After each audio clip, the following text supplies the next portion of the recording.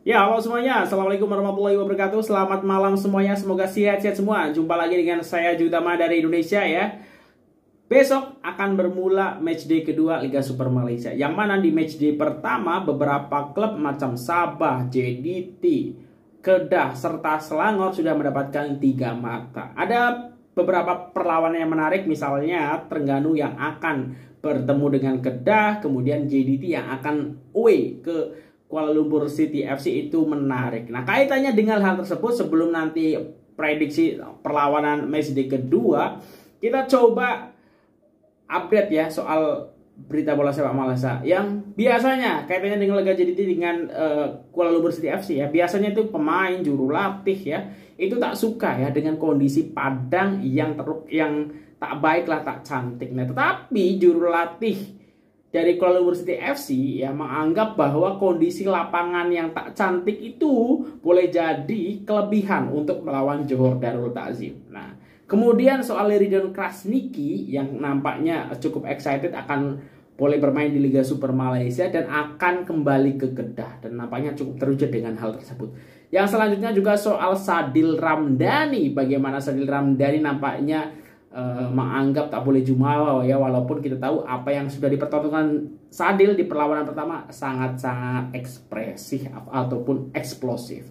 Oke, yang pertama soal bagaimana Bojan Hodak ya itu memanfaatkan kondisi padang yang tak oke lah yang dimiliki Kuala Lumpur City FC jelang lawan JDT. Ini didatangkan dari makanbola.com ya.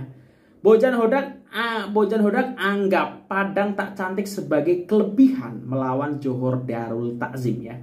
Biasanya juru latih akan merengut atau mengeluh dengan keadaan padang yang tak berapa cantik.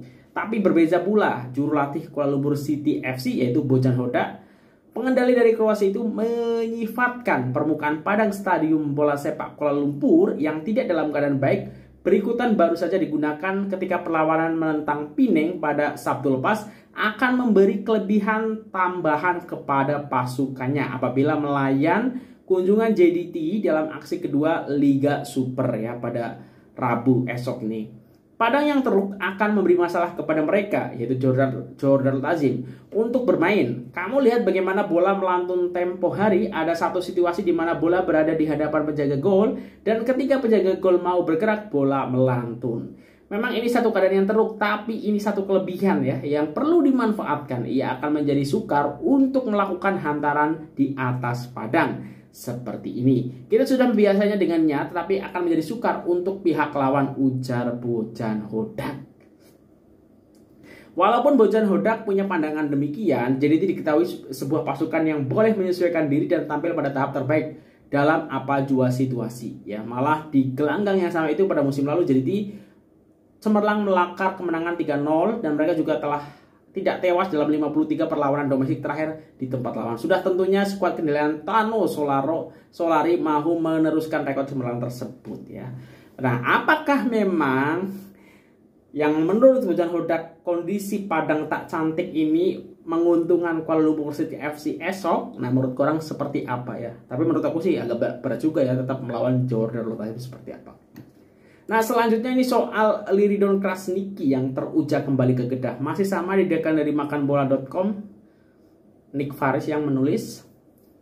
Leridon Krasniki teruja kembali ke Kedah. Perancang tengah Terengganu FC Leridon Krasniki teruja untuk kembali semula ke Stadium Darul Aman bertemu bekas klubnya Kedah Darul Aman.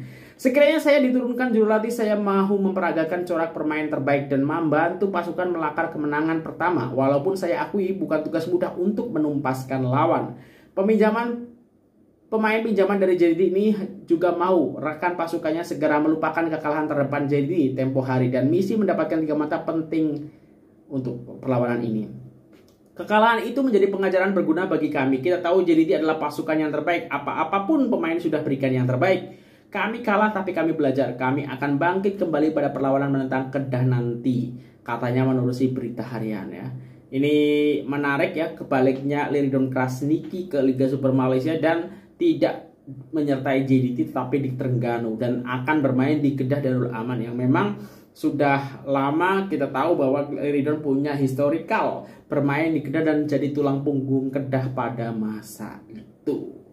Nah, kita tahu juga Liridon Krasniki kemarin sempat dikomentari oleh Tengku Mahkota Johor ya, kaitannya cuitan di Instastory beliau ya ketika mendukung Terengganu FC dan dikaitkan dengan pembayaran peminjaman ataupun bayaran terhadap Liridon atau apalah itu yang disampaikan oleh TMJ. Nah, ini menarik. Kira-kira Kedah yang sudah mendapatkan 3 mata akankah meneruskan tren positif, ditambah Terengganu yang belum mendapatkan mata, mana yang akan berjaya besok. Nah, selanjutnya soal Sadil Ramdhani ya. Kita tahu Sadil Ramdhani itu tampil sangat eksplosif dan cemerlang di balik kemenangan Sabah atas PDRM dengan skor 4-0. Masih dari makan bola, Sadil enggan hanyut dibuai pujian. Selepas cemerlang dalam perlawanan sulung Liga Super, nama Sadil Ramdhani menjadi tumpuan yang para penyokong. Di sebalik pelbagaian ujian yang diterima, pemain sayap Sabah itu melihat masih ada ruangnya untuk menjadi pemain yang lebih baik. Syukur karena permulaan positif buat saya dan pasukan, tetapi ini hanya aksi pertama karena banyak lagi perlawanan yang kita bakal hadapi.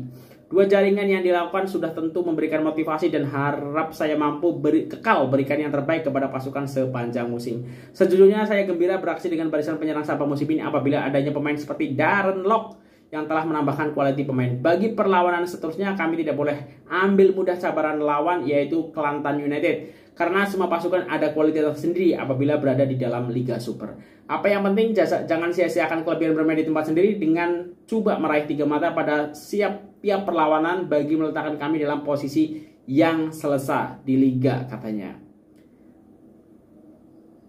Ketika ini Sadil berkongsi kedudukan sebagai taring terbanyak Liga Super dengan kapten KL City yaitu Paulo Jose, tetapi itu boleh saja berubah sekiranya pemain sayap Indonesia dapat menambah jaringan dalam perlawanan menentang Kelantan United. Sadil yang pernah beraksi bersama Sirpahang turut mendedahkan sebab nomor 67 dipilih sebagai nomor jersinya ini karena nomor tersebut mengingatkannya kepada ibu tercinta.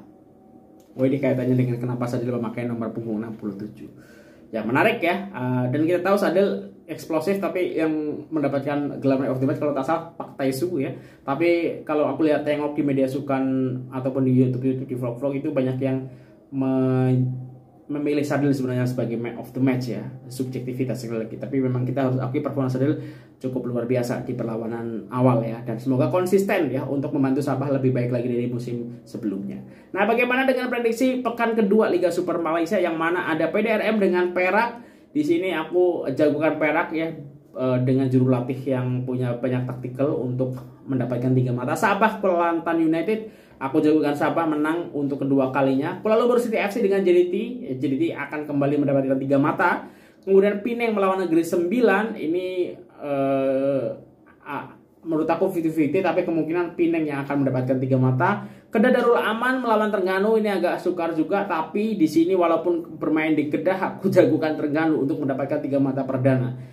Kemudian Kuala Kuching City melawan Selangor, aku harap Selangor meneruskan 3 matanya sehingga mendapatkan kemenangan kedua. Kemudian Sri Pahang Kelantan, ini Sri Pahang juga akan mendapatkan 3 mata. Ini adalah prediksi dari jalan-jalan sepak bola untuk matchday kedua Liga Super Malaysia. Menurut korang seperti apa? Tulis di kolom komentar.